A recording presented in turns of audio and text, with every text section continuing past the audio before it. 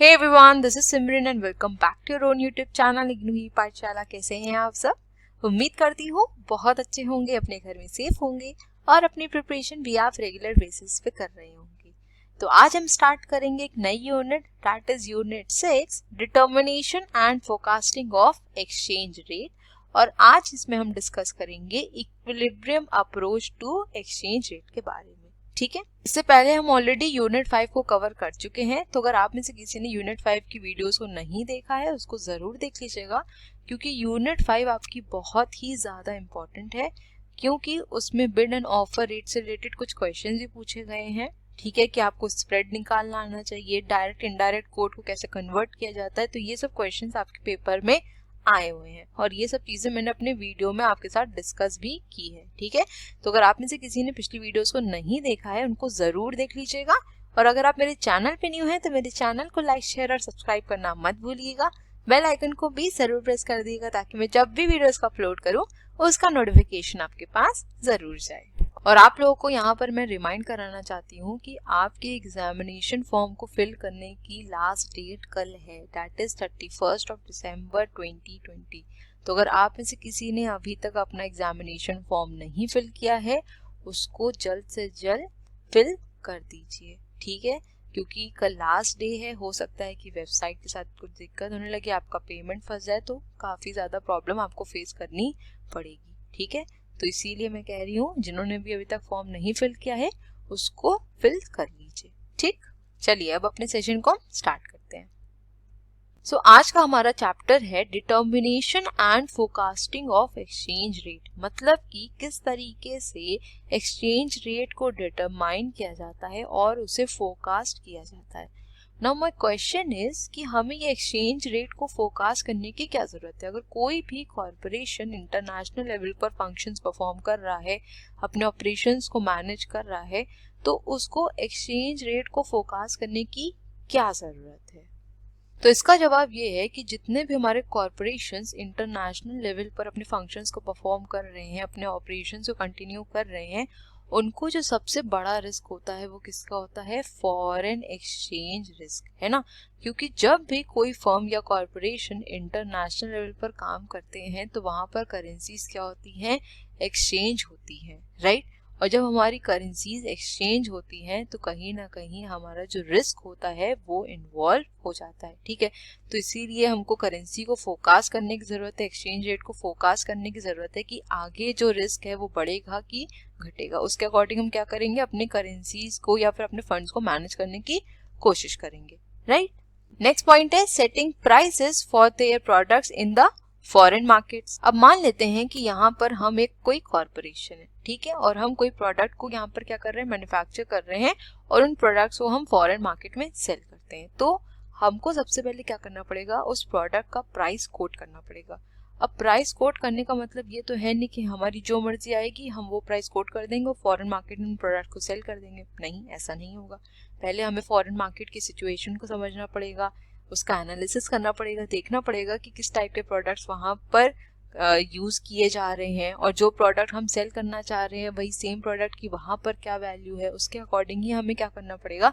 अपने प्रोडक्ट की वैल्यू को कोट करना पड़ेगा। ठीक है, हो सकता है वही प्रोडक्ट हम अगर डोमेस्टिक मार्केट में सेल कर रहे हैं तो हमको ज्यादा पैसे मिल रहे हैं, ज्यादा इनकम जनरेट हो रही है, लेकिन वही प्रोडक्ट हम इंटरनेशनल मार्केट में सेल कर रहे हैं तो हो सकता है वहां की करेंसी इतनी अच्छी नहीं है तो हमको वहां पर इतनी इनकम नहीं हो पा रही है। ठीक है, तो सारे ही फैक्टर्स को कंसिडर करना पड़ेगा, इसीलिए क्या किया जाता है? करेंसी फोरकास्ट किया जाता है। ठीक, नेक्स्ट पॉइंट है वैल्यूइंग फॉरेन प्रोजेक्ट्स। की फॉरेन प्रोजेक्ट्स की वैल्यू क्या है? ठीक है, अगर प्रोजेक्ट हमारे काफी महंगे हैं, कॉस्टली हैं, तो हमें करेंसी को हिसाब से फोरकास्ट करने की जरूरत है। देखना पड़ेगा कि अगर हमें फ्यूचर में कोई प्रोजेक्ट में अगर इन्वेस्ट करना है तो हमको कितना ज्यादा फंड्स की जरूरत होगी, उसके अकॉर्डिंग हम क्या करेंगे? अपनी करेंसी को आगे इन्वेस्ट करने की कोशिश करेंगे। ठीक है, तो इसीलिए हमें करेंसी फोरकास्ट करने की भी जरूरत पड़ेगी। ठीक, नेक्स्ट पॉइंट है developing international operational strategies and managing working capital. अब देखिए, ये हम बहुत पहले भी डिस्कस कर चुके हैं कि डोमेस्टिक मार्केट और हमारी फॉरेन मार्केट में काफी ज्यादा difference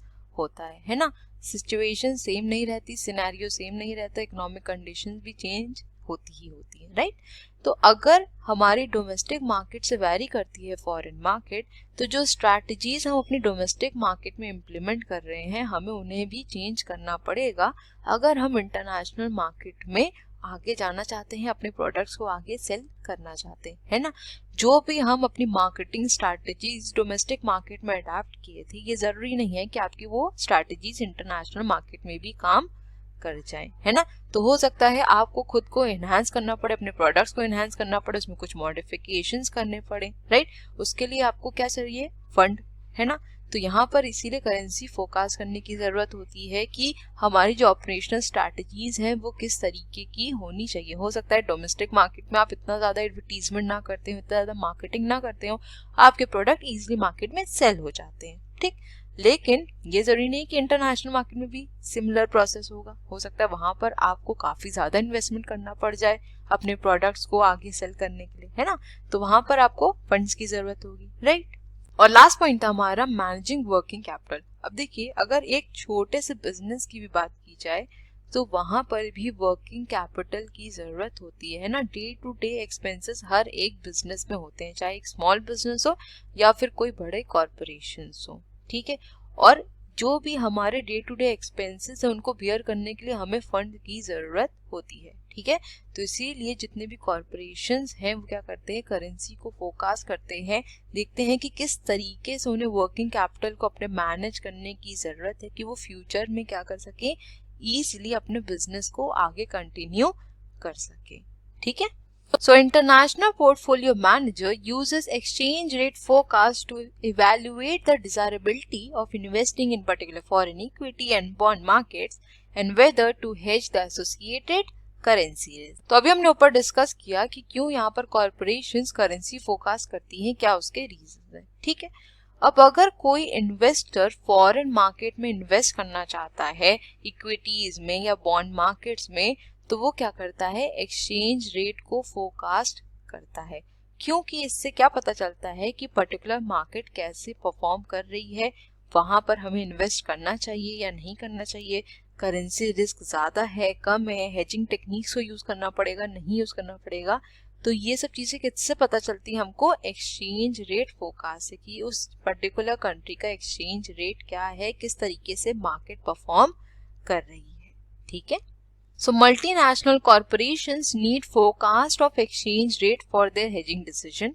Firms face the decision of whether or not to hedge future payables and receivables which are in foreign currencies. Short-term financial and investment decisions require exchange rate forecast to determine the ideal currency for borrowing and holding cash flow to maximize the return on an investment. Capital budgeting decision also makes use of forecast for exchange rate to determine the expected cash flows and make an accurate decision for these foreign investments. अब देखिए, जितनी भी हमारी MNCs हैं वो भी exchange rate को focus करती हैं ताकि वो देख सकें कि उनको हेजिंग डिसीजन लेने की जरूरत है या नहीं, है ना। मैंने आपको बताया था कि हेजिंग का क्या मतलब होता है, अगर कहीं पर हमको रिस्क है तो उस रिस्क को कैसे हम सेट ऑफ कर सकते हैं, कॉम्पनसेट कर सकते हैं, इसीलिए हेजिंग टेक्निक्स को यूज किया जाता है। अगर फर्म्स को लगेगा कि यहाँ पर हमको रिस्क है, यहाँ पर हमारा पैसा डूब सकता है, तो वो क्या करेंगे, हेजिंग टेक्निक्स को यूज करेंगे। तो ये किससे पता चलेगा, एक्सचेंज रेट फोरकास्ट के थ्रू ही पता चलेगा, ठीक है। अब नेक्स्ट अगर बात करी जाए तो जो भी हमारे short term financial investment decision होते हैं उसमें भी एक्सचेंज रेट फोरकास्ट का काफी इंपॉर्टेंट रोल रहता है ना।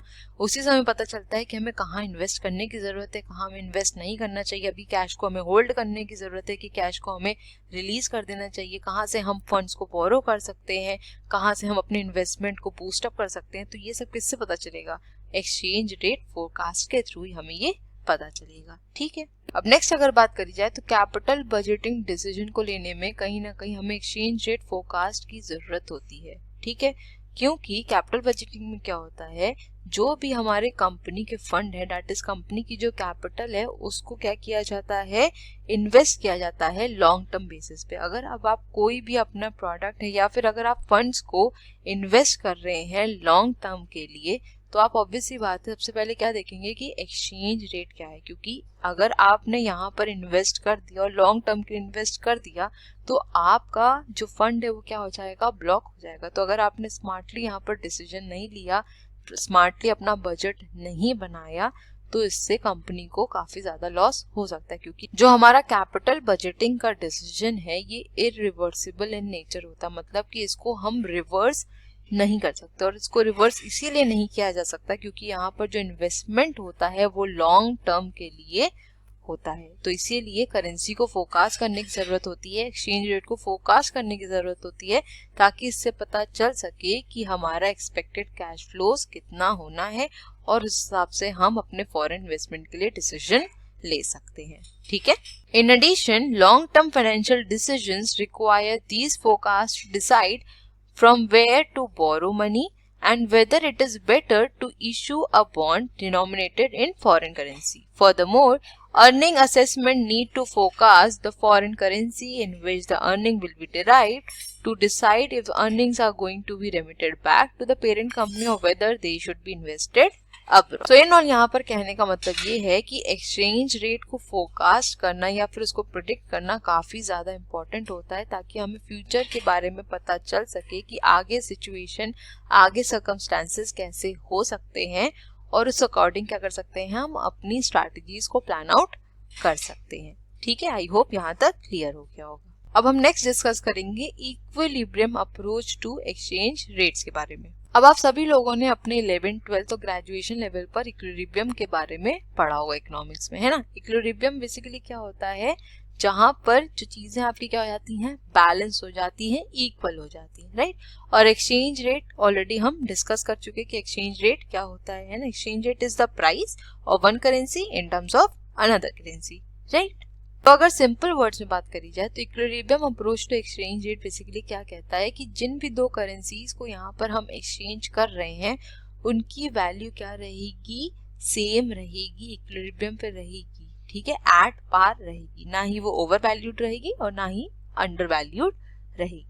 ठीक है। So equilibrium approach to exchange rate determination essentially states that the exchange rate between two currencies will be determined by the demand and supply of the relevant currencies. अब आपको याद होगा हमने डिस्कस किया था फ्लोटिंग एक्सचेंज रेट के बारे में, जिसको हम क्या कहते हैं और फ्लेक्सिबल एक्सचेंज रेट भी कहते हैं, है ना। अब इसमें क्या हमने बताया था कि जो आपका फ्लोटिंग एक्सचेंज रेट होता है वो डिमांड और सप्लाई के बेसिस पर काम करता है, मतलब कि जैसे जैसे मार्केट में डिमांड और सप्लाई चेंज होती जाएगी आपके एक्सचेंज रेट में भी चेंजेस आते जाएंगे। और इसका जस्ट हमारा ऑपोजिट था फिक्स एक्सचेंज रेट, जहां पर जो गवर्नमेंट है उसका पूरा इंटरवेंशन रहता है, तो वहां पर कोई भी फ्लेक्सिबिलिटी नहीं रहती है, एक एक्सचेंज रेट को वहां पर डिसाइड कर लिया जाता है। ठीक है। तो यहाँ पर एक चीज ये क्लियर हो जाती है कि जो हमारा equilibrium approach to exchange rate है, अगर हमें इसे डिटरमाइन करना है तो डिमांड और सप्लाई के बेसिस पर ही किया जाएगा, मतलब फ्लोटिंग एक्सचेंज रेट को यहाँ पर कंसिडर किया जाएगा। ठीक है। Thus the exchange rate are influenced by various factors influencing demand and supply for various currencies. The equilibrium or normal rate of exchange is determined differently under different monetary standards.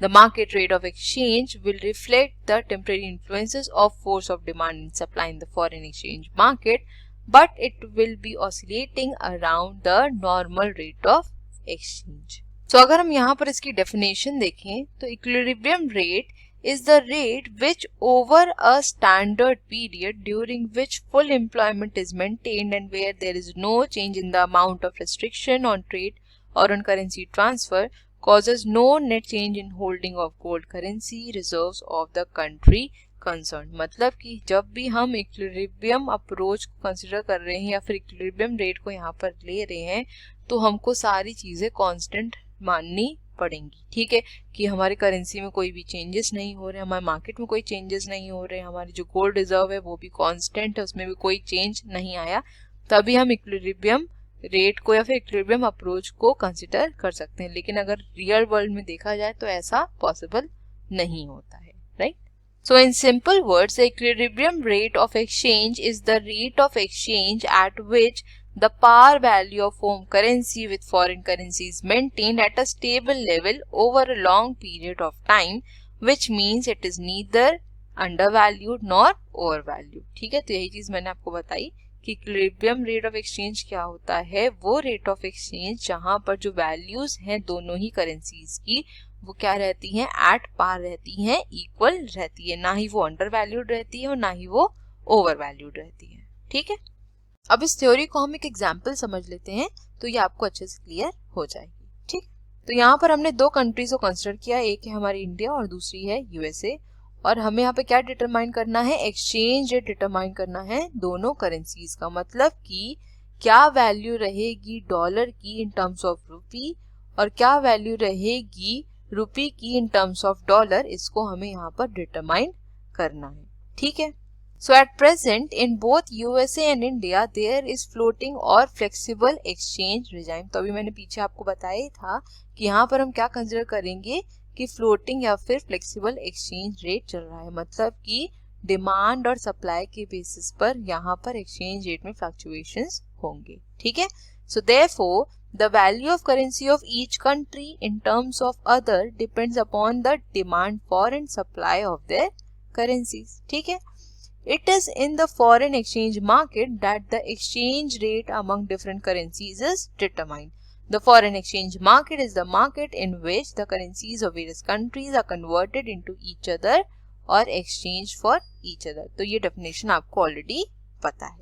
ठीक है, so in our case the determination of exchange rate between US dollar and Indian rupee, the Indian sells rupee to buy US dollar and the Americans or others holding US dollar will sell dollars in exchange for a rupee. सीधी बात है कि अगर हमें dollars चाहिए तो हमें क्या करना पड़ेगा, अपनी करेंसी को देना पड़ेगा, तभी हमें डॉलर्स मिलेंगे। और वैसे वर्षा अगर कोई अमेरिकन है या फिर कोई ऐसा पर्सन है जिसके पास यूएस डॉलर्स हैं और वो इंडियन करेंसी चाहता है, तो वो यूएस डॉलर के बदले इंडियन करेंसी को क्या कर सकता है, एक्सचेंज कर सकता है। ठीक है, so it is the demand for and supply of a foreign currency और exchange that will determine the exchange rate between the two, right.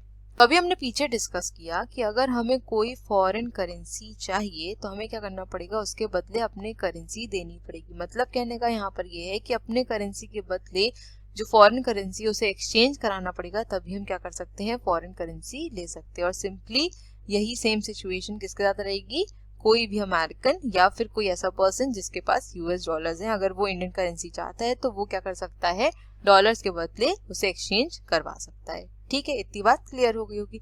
अब यहाँ पर देख लेते हैं demand for foreign exchange, that is आपका फॉरेन एक्सचेंज यहाँ पर क्या है, यूएस डॉलर्स। ठीक, तो सबसे बड़ा सवाल यहाँ पे ये है कि हमको यूएस डॉलर की जरूरत क्यों होगी, इंडिया में यूएस डॉलर की डिमांड क्यों होगी। तो सबसे पहला पॉइंट है यहाँ पर that Indian people and firms who need US dollar to pay for the goods and services they want to import from USA. अब अगर हमने यूएसए से कोई प्रोडक्ट या फिर कोई सर्विस अवेल की है, उसे इंपोर्ट कराया है किसी प्रोडक्ट को या फिर सर्विस ली है, तो उसके लिए हमें उन्हें पे करना पड़ेगा। वैसे तो है नहीं हम इंडियन करेंसी में उन्हें पे कर देंगे, राइट। हमें क्या करना पड़ेगा, यूएस डॉलर में ही उन्हें पे करना पड़ेगा। तो एक तरीके से देखा जाए तो इंडिया में यूएस डॉलर की डिमांड बढ़ी कि नहीं बढ़ी, बढ़ी, right. Next, the greater the imports of the goods and services from the USA, the greater the demand for US dollar by the Indians. जितना ज्यादा हम यूएसए से प्रोडक्ट्स को इंपोर्ट कराएंगे, सर्विसेज जितनी ज्यादा लेंगे वहां से, उतना ज्यादा क्या होगा, यूएस डॉलर की डिमांड इंडिया में बढ़ती रहेगी। ठीक है, इतनी बात क्लियर हो गई होगी। Further, the demand for dollars also rises from Indian individuals and firms wanting to purchase assets in the USA, that is, desire to invest in US bonds and equity shares of the American companies or build factories, sales facilities or houses in the USA. मान लीजिए आपको कोई property खरीदनी है USA में, तो अब वहां पर अगर आपको कोई प्रॉपर्टी परचेज करनी है तो उसके लिए आपको क्या चाहिए, यूएस डॉलर चाहिए। तो यहाँ पर भी क्या हुआ, यूएस डॉलर की डिमांड बढ़ी। साथ ही अगर कोई हमारी कंपनीज हैं वो क्या करना चाहती हैं, अपने ऑपरेशंस को और बढ़ाना चाहती हैं, फॉरेन कंट्रीज में सेटअप करना चाहती हैं अपने ऑपरेशंस को, तो उसके लिए भी उन्हें यूएस डॉलर्स की जरूरत पड़ेगी, राइट। और हो सकता है कि जो हमारे इन्वेस्टर्स हैं वो यूएस बॉन्ड्स में, इक्विटी शेयर्स हैं, वहाँ की जो मार्केट है वहाँ पर इन्वेस्ट करना चाहे, तो उसके लिए भी क्या चाहिए, हमको यूएस डॉलर्स चाहिए। तो इस तरीके से क्या होगा, यूएस डॉलर की जो डिमांड है वो इंडिया में बढ़ेगी, राइट। नेक्स्ट पॉइंट है, the demand for dollars also arises from those who want to give loans or send gifts to some people in the USA. Thus, for whatever reason the Indian residents need dollar, they have to buy them in the foreign exchange market and pay for them with the Indian currency, the rupee. All of these constitute demand for dollars, the foreign exchange. अब देखिए, हो सकता है कि आपके foreign country में कोई family members रहते हो, फ्रेंड्स रहते हो, उनको अर्जेंट पैसे की ज़रूरत है, ठीक है, तो आप उनको लोन प्रोवाइड कर सकते हैं। या फिर अगर आपको लग रहा है कि न्यू ईयर आ रहा है, हमें उन्हें कुछ गिफ्ट्स भेजने चाहिए, तो आप गिफ्ट्स ही भेज सकते हैं। लेकिन इसके लिए क्या करना पड़ेगा, पहले आपको अपनी करेंसी को एक्सचेंज कराना पड़ेगा यूएस डॉलर में, तभी आप क्या कर पाएंगे, उनको गिफ्ट्स या फिर ज़रूरत पड़ने पर लोन प्रोवाइड करवा पाएंगे, ठीक है। सो इन ऑल, इसको अगर समराइज किया जाए तो इंडिया में डॉलर्स की डिमांड कब हो सकती है। सबसे पहला पॉइंट ये कि अगर हम यूएसए से प्रोडक्ट्स या सर्विसेज ले रहे हैं, वहां पर हमें क्या करना पड़ेगा, यूएस डॉलर्स में ही उन्हें पे करना पड़ेगा। जितनी ज़्यादा हम गुड्स और सर्विसेज लेंगे, इंपोर्ट करवाएंगे, उतना ज़्यादा डॉलर की डिमांड बढ़ेगी, राइट। नेक्स्ट पॉइंट क्या था कि अगर कोई पर्सन या फिर कोई इन्वेस्टर आपकी फॉरेन मार्केट से इन्वेस्ट कर रहा है, यूएसए की मार्केट में इन्वेस्ट कर रहा है, बॉन्ड्स में, इक्विटी शेयर्स में, या फिर वहां पर कोई प्रॉपर्टी परचेज करनी है या फिर कोई फैक्ट्री को सेटअप करना है, तो उसके लिए भी आपको डॉलर्स की जरूरत पड़ेगी, राइट। और लास्ट पॉइंट क्या है कि अगर आपको किसी को रेमिटेंस प्रोवाइड करनी है या फिर लोन प्रोवाइड करना है, जो कि आपको यूएसए में रहता है, कोई फॉरेन कंट्री में रहता है, तो वहां पर भी आपको क्या करना पड़ेगा, अपनी करेंसी को डॉलर्स में एक्सचेंज कराना पड़ेगा, तभी आप क्या कर सकते हैं, रेमिटेंस प्रोवाइड कर सकते हैं। तो इस तरीके से इंडियन मार्केट में, इंडिया में डॉलर की डिमांड राइज करती है, ठीक है। So when there is a fall in the price of dollar in terms of rupee, that is when the dollar depreciates, fewer rupee than before would be required to get a dollar. Simple से यहाँ पर कहने का मतलब ये है कि मान लेते हैं $1 की वैल्यू पहले थी 70 रुपीज और आज $1 की वैल्यू अगर हो जाती है ₹65, तो इससे हमें क्या पता चल रहा है कि पहले $1 का अगर कोई प्रोडक्ट था तो हमें 70 रुपए खर्च करने पड़ते थे, लेकिन आज वही $1 के प्रोडक्ट के लिए हमें 65 रुपीज देने पड़ रहे हैं, है ना। So with this therefore a dollar's worth of US good would be purchased with fewer rupees, that is the US goods would become cheaper in terms of rupee for the Indians. तो हमें पहले 70 rupees यहाँ पर देने पड़ते थे $1 के product को खरीदने के लिए, लेकिन वही प्रोडक्ट को आज खरीदने के लिए सिर्फ 65 रुपीज देने पड़े। मतलब कि हमको यहाँ पर अपना जो रुपए है वो कम खर्च करना पड़ रहा है, ठीक है। तो इसका मतलब क्या हुआ कि जो यूएस के गुड्स हैं वो चीपर हो गए हैं अगर हम इंडियन रुपीज के कॉन्टेक्स्ट में बात करें तो, right. So this will induce the Indian individuals and firms to import more from USA, resulting in the increase in the quantity demanded of dollars by the Indians. अब सीधी बात है कि जो प्रोडक्ट पहले 70 रुपीज का मिल रहा था वो 65 रुपीज का मिल रहा है, तो जो भी हमारी फर्म्स है वो क्या करेंगी, ज्यादा से ज्यादा प्रोडक्ट को यूएसए से इंपोर्ट करना शुरू कर देंगे, और इसकी वजह से क्या होगा, जो डॉलर्स की डिमांड है वो इंडिया में बढ़ जाएगी, है ना।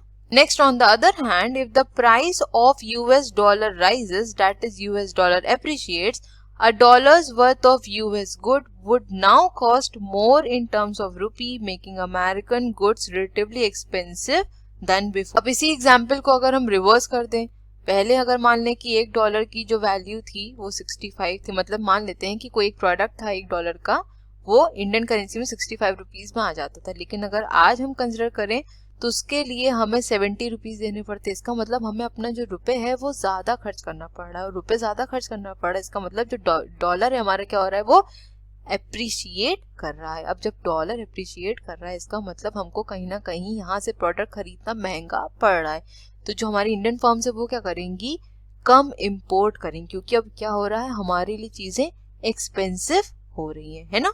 This will discourage the imports of US goods to India, causing a decrease in the quantity demanded of the dollars for import. सीधी बात है कि अगर हम ज्यादा इम्पोर्ट ही नहीं करेंगे तो यहाँ पर डॉलर की जो डिमांड है वो भी कम हो जाएगी, right? So it therefore follows from above that a lower price of dollars, the greater quantity of dollar is demanded for the imports from USA, and at a higher price of dollar, the smaller quantity of dollar is demanded for the imports from the USA by the Indians, ठीक है। तो यहाँ पर summary क्या निकलती है कि अगर डॉलर का प्राइस कम रहेगा, अगर डॉलर डेप्रिसिएट करेगा तो डॉलर की जो डिमांड है वो इंडिया में बढ़ जाएगी, क्योंकि हमारे लिए क्या हो जाएगा, चीपर हो जाएगा वहां से गुड्स को परचेज करना, और हम क्या करेंगे, ज्यादा गुड्स को इंपोर्ट करने की कोशिश करेंगे। लेकिन वहीं अगर डॉलर अप्रिशिएट कर जाता है तो यहाँ पर फिर क्या होगा, हम जो हमारे इंपोर्ट्स हैं उनको डिस्करेज करने की कोशिश करेंगे। जितनी ज्यादा क्वांटिटी में हम इंपोर्ट कर रहे थे उससे कम क्वांटिटी में करेंगे, और जब कम क्वांटिटी में इंपोर्ट होगा तो डॉलर की जो डिमांड है वो भी क्या हो जाएगी, रिड्यूस हो जाएगी। ठीक है, आई होप यहाँ तक आपको क्लियर हो गया होगा। चलते हैं नेक्स्ट स्लाइड की तरफ। तो अभी हमने पीछे डिस्कस किया डॉलर्स की डिमांड के बारे में, अब यहाँ पर डिस्कस कर लेते हैं डॉलर्स की सप्लाई के बारे में। ठीक है, अब देखिए अभी हमने पिछले स्लाइड में डिस्कस किया कि अगर हमारे जो डॉलर की वैल्यू है अगर वो डेप्रिशिएट कर जाती है तो हम क्या करेंगे, ज्यादा से ज्यादा प्रोडक्ट्स को वहां से इंपोर्ट करने की कोशिश करेंगे। ठीक है, अब अगर यहाँ पर सप्लाई की बात करें तो जो भी हमारे इंडियन एक्सपोर्टर्स हैं या फिर जो भी हमारी फर्म्स हैं वो अगर ज्यादा से ज्यादा प्रोडक्ट को एक्सपोर्ट करेंगी यूएसए में तो बदले में उन्हें क्या मिलेगा, डॉलर मिलेगा। इसका मतलब क्या हुआ कि जितना ज्यादा एक्सपोर्ट्स को बढ़ाया जाएगा उतना ज्यादा क्या होगा, हमारी फॉरेन एक्सचेंज अर्निंग बढ़ेगी, मतलब उतना ज्यादा हम डॉलर्स अर्न कर पाएंगे। ठीक है, so the individual firms and government which export Indian goods to the USA will earn dollar from the American resident who would buy the Indian goods imported into the USA and pay their price in the dollars. Further, the American who travel in India and use services of Indian transport, hotels, etc. will also supply dollars to be converted into rupees for meeting these expense. अब next अगर बात करी जाए तो आप लोग को ये पता है कि इंडिया में काफी फॉरेन विजिटर्स आते हैं, है ना। अब ऑब्वियस ही बात है कि हम यहाँ पर इसकी बात कर रहे हैं, अमेरिका की बात कर रहे हैं, क्योंकि हम यहाँ पर यूएस डॉलर्स को कंसिडर करके चल रहे हैं। ठीक है, तो मान लेते हैं कि कोई अमेरिकन आता है यहाँ पर इंडिया में, ठीक है, हमारे रिलीजियस प्लेसेस को विजिट करने।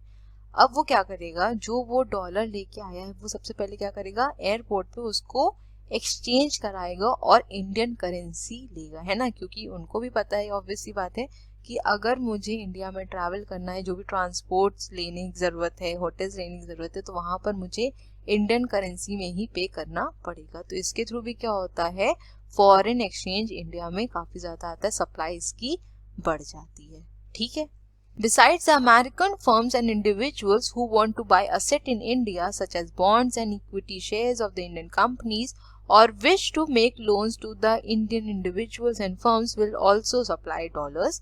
There are Indians who are working in the USA and send their earnings in dollar to their relative and friends. अब नेक्स्ट फॉरेन एक्सचेंज की सप्लाई इंडिया में कैसे बढ़ सकती है, अगर हमारे जो अमेरिकन फर्म्स हैं या फिर इंडिविजुअल्स हैं वो अगर इंडिया में कोई एसेट को परचेज करना चाहते हैं, बॉन्ड्स या इक्विटी शेयर्स में क्या करना चाहते हैं, इन्वेस्ट करना चाहते हैं, लोन्स प्रोवाइड करना चाहते हैं इंडियन कंपनीज को, इंडियन इंडिविजुअल्स को, तो इससे भी क्या होगा, फॉरेन एक्सचेंज की सप्लाई इंडिया में बढ़ जाएगी। या फिर कोई ऐसा पर्सन जो कि आपका यूएसए में रहता है और वो आपको रेमिटेंस भेज रहा है, ठीक है, जो ये आपके रिलेटिव्स हैं, फ्रेंड्स हैं जो बाहर रहते हैं, आपको रेमिटेंस भेज रहे हैं, तो इससे भी क्या होगा, जो फॉरेन एक्सचेंज की सप्लाई है वो इंडिया में बढ़ जाएगी। ठीक है, so the supply curve of dollar plotted against the price of dollar in terms of rupee is positively sloping. What accounts for upward sloping nature of supply curve of the dollar?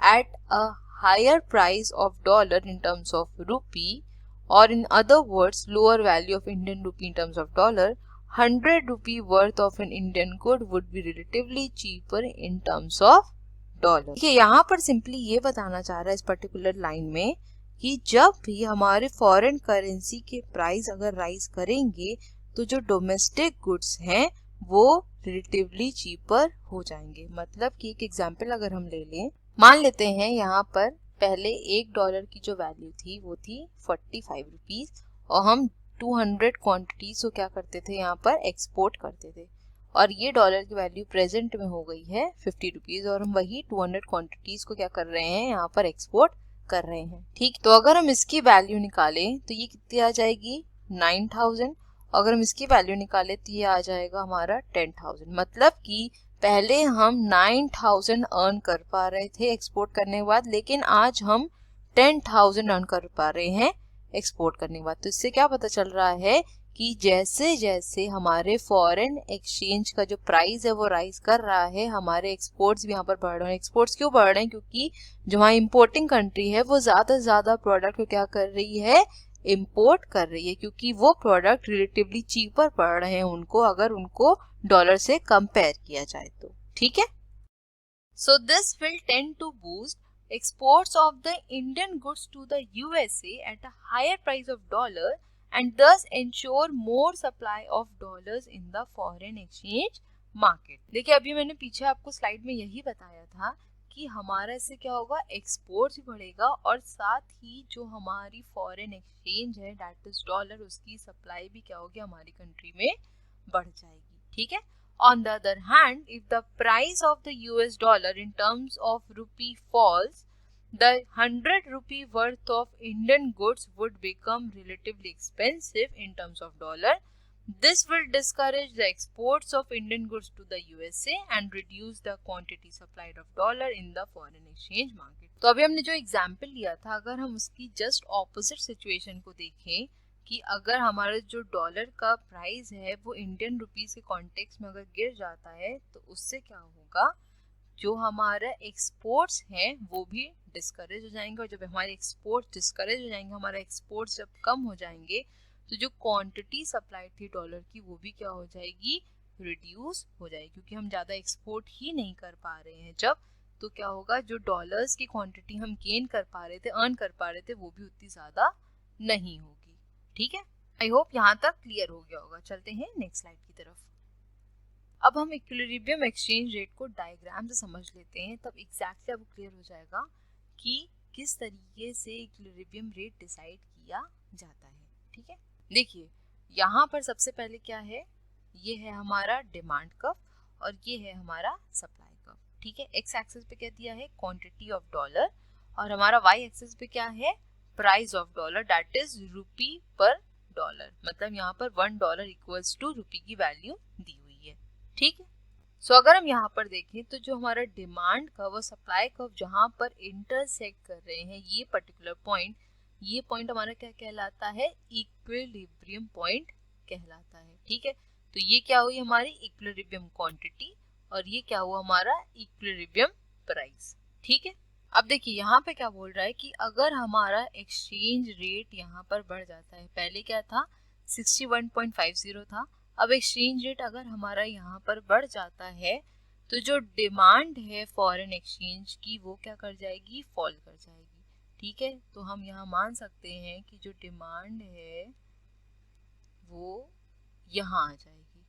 ठीक है, इसको हम यहाँ पे label कर देते हैं Q1 से। ठीक, तो जैसे ही हमारे फॉरेन एक्सचेंज का रेट बढ़ गया, डिमांड कम हो गई। डिमांड कम क्यों हो गई, क्योंकि यहाँ पर रेट इंक्रीज हो गया, लेकिन साइमल्टेनियसली यहाँ पर हमारी जो सप्लाई है वो क्या हो रही है, इंक्रीज हो रही है। सप्लाई इसलिए इंक्रीज हो रही है क्योंकि जो सप्लायर है जो गुड्स को एक्सपोर्ट कर रहा है वो यहाँ पर ज़्यादा अर्निंग जनरेट कर पा रहा है। तो क्या देख रहे हैं हम यहाँ पर कि एक्सचेंज रेट बढ़ने से क्या हुआ, डिमांड कम हो गई, क्योंकि यहाँ पर हमको ज़्यादा पे करना पड़ जाएगा। लेकिन वहीं अगर हम एक्सपोर्टर के कॉन्टेक्स्ट से देखें, सप्लायर के कॉन्टेक्स्ट से देखें, तो उसके लिए ये बेनिफिशियल हो गया, क्योंकि यहाँ पर जो सप्लाई है वो बढ़ गई। ठीक है, अब नेक्स्ट सिचुएशन अगर देखें हम, तो सबसे पहले हमने क्या बात करी थी कि जो हमारा इक्विलिब्रियम पॉइंट था वो ये था, और इक्विलिब्रियम जो एक्सचेंज रेट था वो क्या था, 61.50। ठीक, अब मान लेते हैं कि जो हमारा एक्सचेंज रेट है वो फॉल कर जाता है और ये हो जाता है 60 रुपीज। ठीक है, तो अब क्या चेंजेस देखने को मिलेंगे, तो अगर आप देखेंगे तो यहाँ पर जो हमारी डिमांड है वो क्या होगी, बढ़ जाएगी।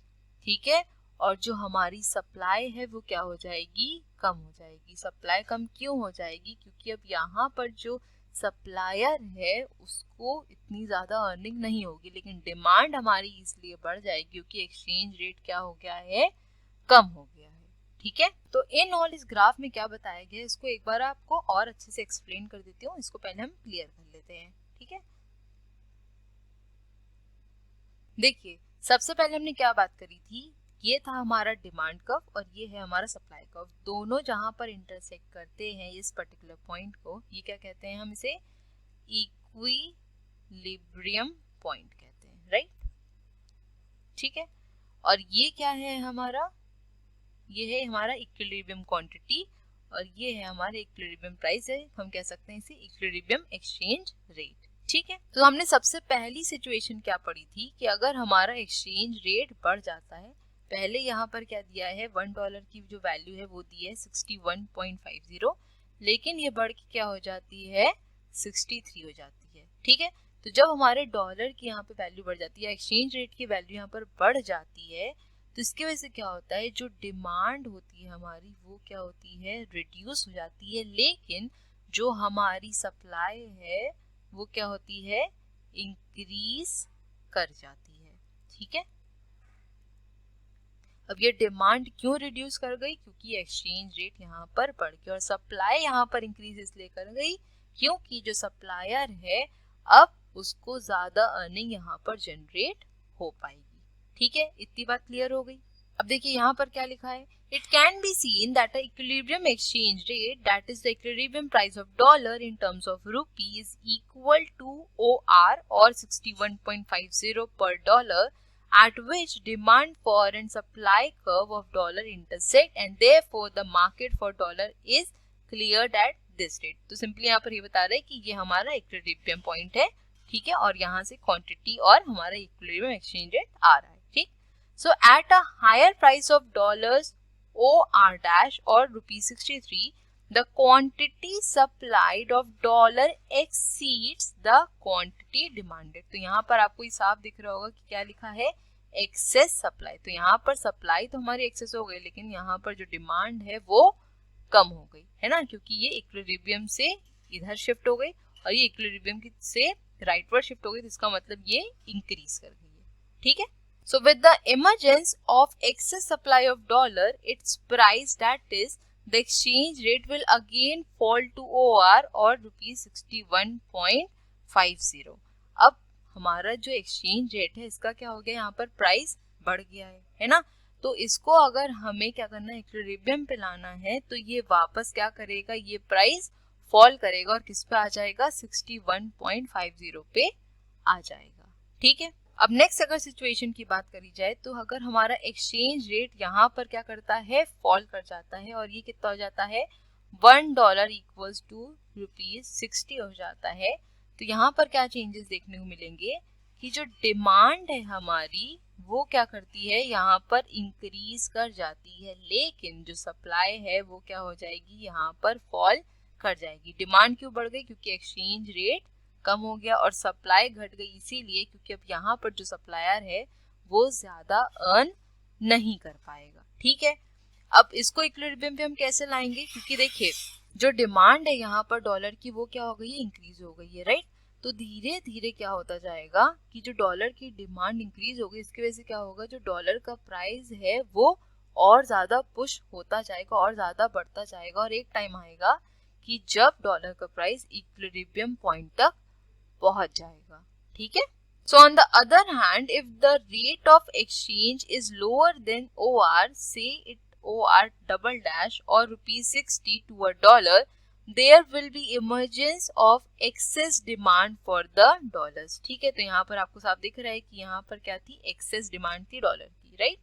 So this excess demand of dollars would push up the price of dollars to the level of OR और ₹61.50 per dollar। तो सिंपली यहाँ से हमें क्या पता चलता है कि चाहे हमारे एक्सचेंज रेट का प्राइस बढ़े या घटे, एक सिचुएशन ऐसी आती है जब वो इक्विलिब्रियम पर आ जाता है। ठीक है, सो आई होप आपको यहाँ तक क्लियर हो गया होगा, और आज का हमारा सेशन यहीं तक था। मिलेंगे अपने नेक्स्ट वीडियो में और इस पर्टिकुलर यूनिट को आगे कंटिन्यू करेंगे, और नेक्स्ट हम डिस्कस करेंगे परचेजिंग पावर पैरिटी और इंटरेस्ट रेट पैरिटी के बारे में। ठीक है, so thank you so much for watching. Please channel को लाइक, शेयर और सब्सक्राइब करना मत भूलिएगा। बेल आइकन को भी जरूर प्रेस कर दिएगा ताकि मैं जब भी वीडियोस को अपलोड करूं उसका नोटिफिकेशन आपके पास जरूर जाए। अपने फीडबैक्स भी दीजिएगा कि वीडियोस कैसी लग रही है, और अगर कुछ इम्प्रूवमेंट की जरूरत है तो बिल्कुल बताइएगा। तो मिलेंगे अपने नेक्स्ट वीडियो में। Till then stay safe, stay healthy.